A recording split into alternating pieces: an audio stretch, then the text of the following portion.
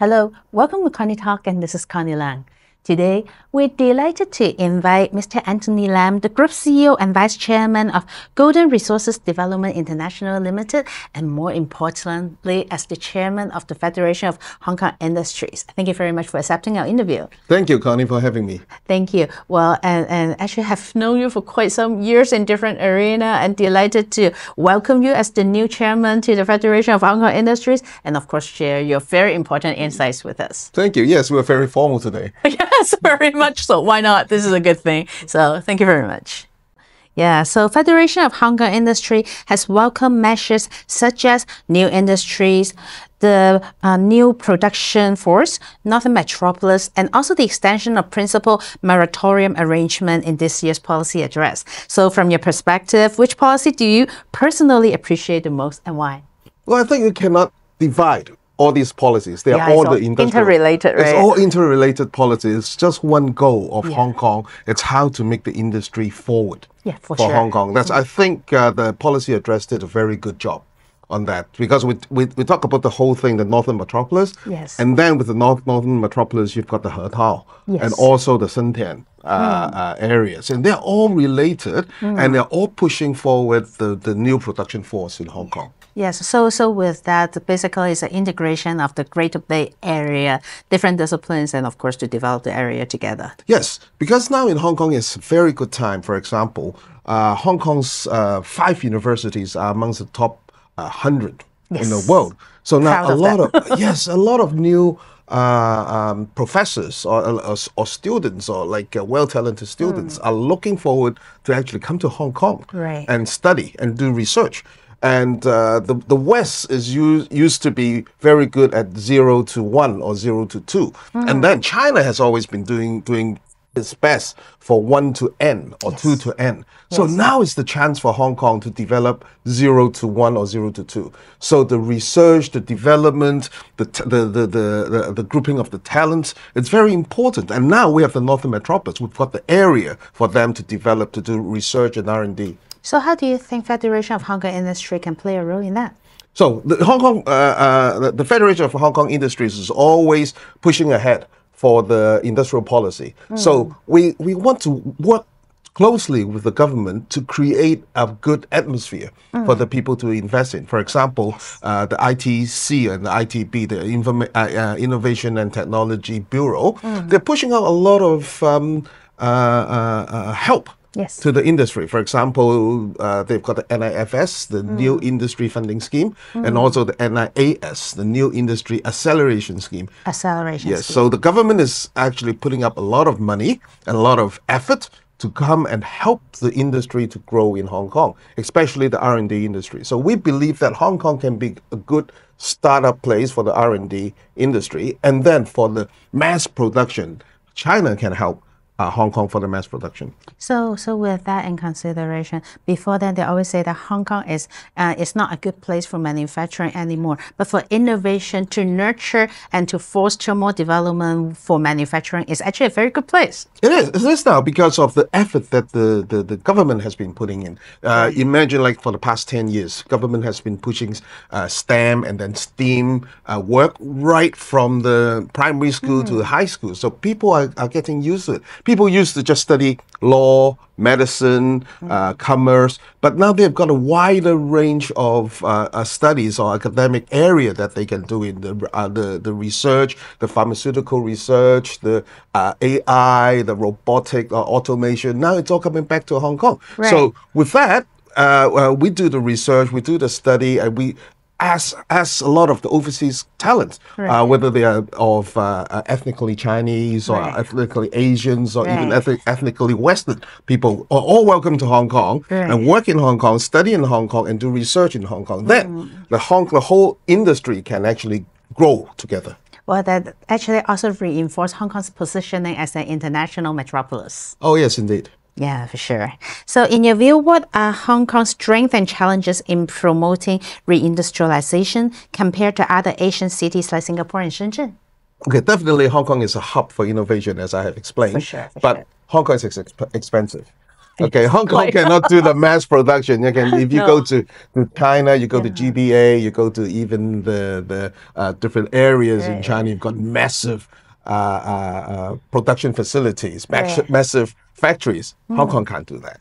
Yeah, for sure. That's why there's a combination of the two. Yeah, so we need to lead. We need to do the research because we are open to the West. It's a different economic zone in Hong Kong. We've got a different kind of law. Right. We've got the IP. We've got the different facilities available for the company to come in. For example, the research company, the pharmaceutical company, they can start up in Hong Kong and do the basic research, and then they can move into the mass production in China. Yes. So that's making use of the massive production facilities and the ability for the production in China, but also not only in China but also in ASEAN countries as well. Exactly. So Hong Kong is a perfect hub for that. But as I said, Hong Kong is expensive, and we do have a lack of land.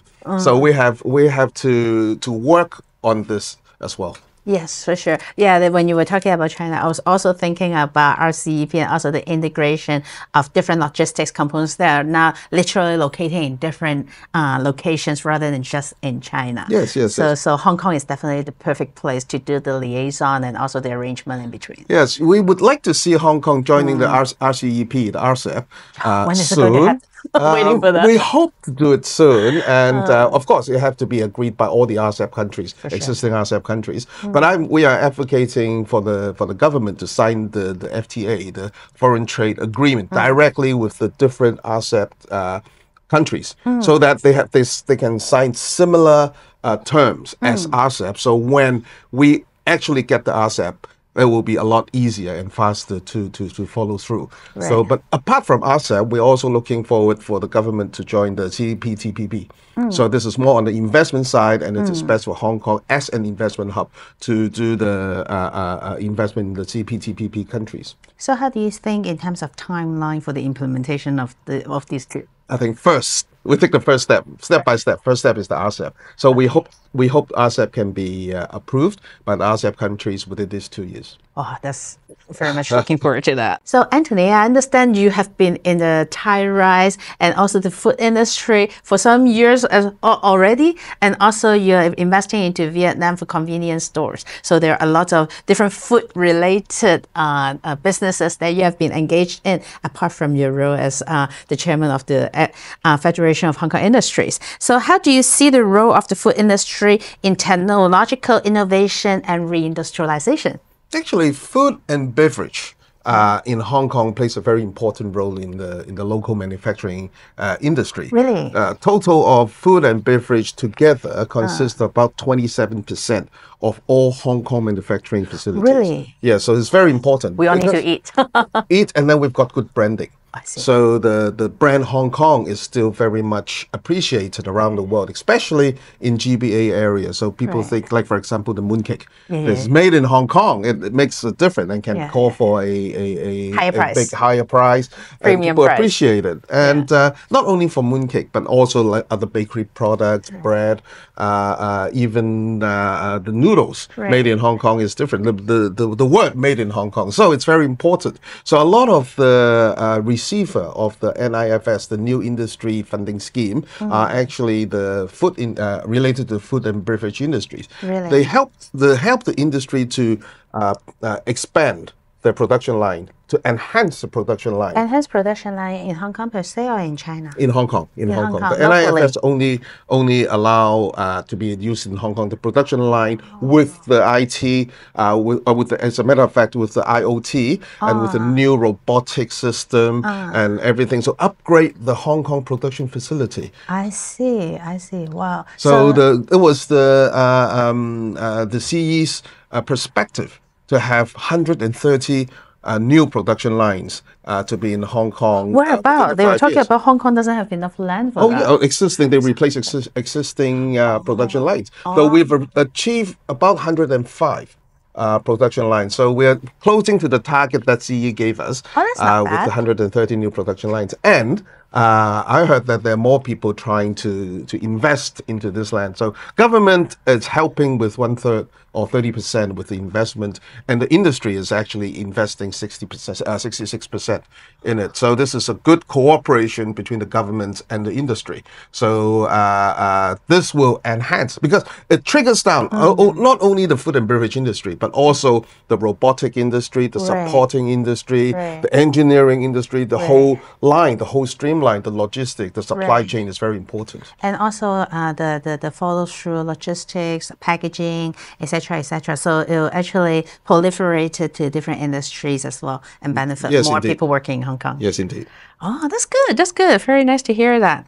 So you have developed, and as I just mentioned earlier, you have developed convenience stores and logistics service in Vietnam, namely Circle K, supporting Hong Kong industries entering the market. So what advice do you have for local companies looking to go global when expanding into RCEP markets such as Vietnam, Thailand, or Indonesia? What do you think is the most crucial strategy? The most important thing is, of course, go and have a look at it.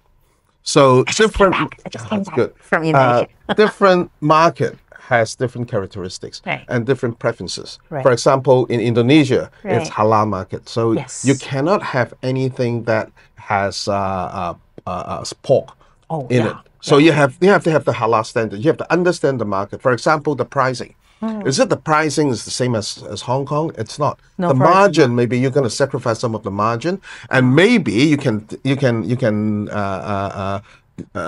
send the product from Hong Kong down to these different countries like Thailand or Vietnam, or maybe the logistics is too expensive, and maybe you have to set up a additional facility and produce there. So you have to go and see, but it will not be like Hong Kong. So you cannot have a fixed mind to say, okay, Hong Kong is selling, for example, for a herbal tea.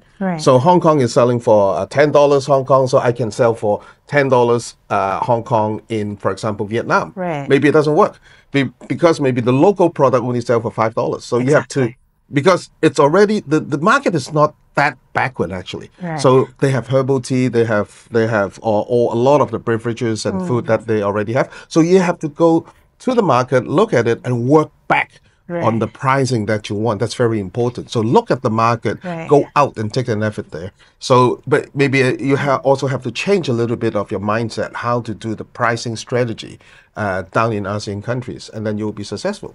I think it's not only just the pricing strategy, but also how you produce the product, because labor costs in the countries that you mentioned, I've realized that it's a lot lower in comparison to Hong Kong. So would it be more viable to have, as you mentioned, part of the production to be done in the local places, but utilizing the branding and product lines, etc., and have it offered locally? That might be more catered to the local market. That can be an option, because Hong Kong, I think the direction given by the Hong Kong government is being a middleman, a super connector. A super connector. So you can actually, Hong Kong as a economy, you can bring the Hong Kong products out to ASEAN countries, as well as bringing the Chinese products to the ASEAN countries. So this is very important for us. We have a whole network of stores that are ready to promote Hong Kong products and Chinese products. So this is part of the supply chain. So how to go local. So you've got different, apart from Vietnam, you've got like Thailand, Indonesia, Malaysia. I think they appreciate the products from Hong Kong and products from China as well. So give them a difference. Because like, for example, in Vietnam, in Northern Vietnam, in Hanoi, they like herbal tea. As I've been talking about herbal tea. Yeah, the culture is quite similar. So the taste would be welcomed by them. But the point is price. And also advertising and promotion. This is what the expertise that Hong Kong people have. So I think as a super connector, and we can bring all the different products to China, to ASEAN countries, or even the Belt and Road countries. So for example, the Federation of Hong Kong Industry have been bringing a lot of members to different countries like ASEAN countries, and even to the Middle East, the Belt and Road countries. And when we were in Saudi Arabia, they said, oh, all we have is money. We don't have good product. You sell us good product. You bring us good products. And a lot of our members actually have got good and successful business set up between Hong Kong and Saudi Arabia after the trip. So you have to go out and have a look and try the market. Well, so a lot of people, when they go there, it's more for study, but afterwards, how to realize, like, they also need the support from the relevant professionals to help them to do the things accordingly. Yes, this is what Hong Kong has. Accountants, lawyers, they can also help people draft up all the contracts. Yes, and they sure. trust in the Hong Kong professionalism. So they trust it. So they imagine that we want to sell to Saudi Arabia, but they also want our product because some of the products they haven't seen before. But we have to be careful. Yet again, Saudi Arabia for food products and drinks product is halal. So there are restrictions that, of course, if we need to cater to the local market, we have to study them and, of course, do the right thing. Yes, and now Hong Kong actually has a halal standard. So the Federation of Hong Kong Industry, namely the Q Mark and the BOT, the Board of Trustees in Hong Kong has set up a halal standard, a Q Mark halal standard. So when did that happen? When did that happen? It will happen within this year. So by Q4, we will have more and more Q Mark halal licensee. Oh, very good, very good. Wow. So I see the Federation of Hong Kong Industries have been doing a lot to actually help Hong Kong businesses to grow. Yes, with your good work. Thank you. With your good work. So you are involved in various education and youth development committees as well, so I heard. And what are your observations on Hong Kong's future talent landscape? Are there any gaps or hidden potential that we should be paying more attention to? Okay, there were three years ago. There was a study on the IT professionals. IT is including all the physical work, the technicians. We are short of 180,000 people. So in what the IT arena? related IT technical engineering sector, basically the STEAM sector, So we're short of many. 180,000 people. Okay, we have lots of job opportunities, but at the moment, the people will have to realize not only studying law, not only studying doctor, engineers and different computer engineers, robotic, and all the different kind of engineering topics they can study. So there's a lot of opportunities, and of course, you have to import the talent to Hong Kong for that. So in order to Hong Kong is with the Northern Metropolis, we need more and more engineers and software engineers, hardware engineers. In which discipline is engineering? Oh, any discipline. So you talk about like production engineer, computer engineering, like AI, electrical, all sorts of areas. We're basically short of them. And especially on the technical side, the technicians. So that's a good opportunity for the youths to go into the market. So some of the areas, for example, the AI development, you still don't know what is there. So you have to actually go and open up the AI. So for example, AI, you need a lot of electricity. You also need a lot of water. Okay, so even the CLP will be hiring a lot more people because they need more production facility for the electricity. So does it mean that we got to invest on electricity related stocks as well because the demand is going to go up? Well, the stock I don't know, but definitely that's a demand for it. Yeah, for sure. So Hong Kong, we are very safe, and we are. In Hong Kong, there are a lot of electricity supplies, but yet with the growing demand with the AI or the data center, so there will be more and more demand for the electricity and water, clean water in Hong Kong. So all these are related to the engineering. Why so clean water? Because they have to cool down the electrical circuit, and then the production of the IC and everything. They need clean water and electricity.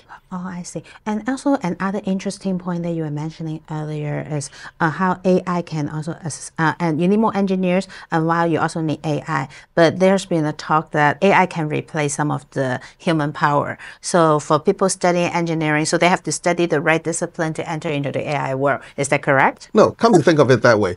So 30 years ago, people say robots will replace people. Our unemployment rate is still 2%, right? Yeah. They replace people, they reduce the hard work, but they create a lot more jobs. for all these different people. Hong Kong now has 7.6 million people. Yes. And they still have 2% unemployment rate, or 2 to 3% unemployment The more the rate. merrier. Yeah. So it's the robotic or the AI system replacing people and make people out of work. No, it isn't. But you have to match. You have to have the right talent to do the right job. Right. So, but the jobs are there, and more jobs are here. So not to worry about that. Oh, that's very good to hear. And that gives a lot of hope and also development opportunities for the youth to come to Hong Kong and also to grow their careers from there. Yes, definitely. Yeah. So, well, as a last word for this interview, like a few words to summarize, how would you like to share with our audience from your perspective? Well, from my perspective, like I think industry is definitely growing in Hong Kong, and also we talk about the new production force, the new industry. So we're going to look forward to it. Hong Kong is not only a financial center, or not only the place that you only have lawyers, and of course the financial sector is very important. But yet again, industry, it's here, and industry is growing. It's growing fast as well.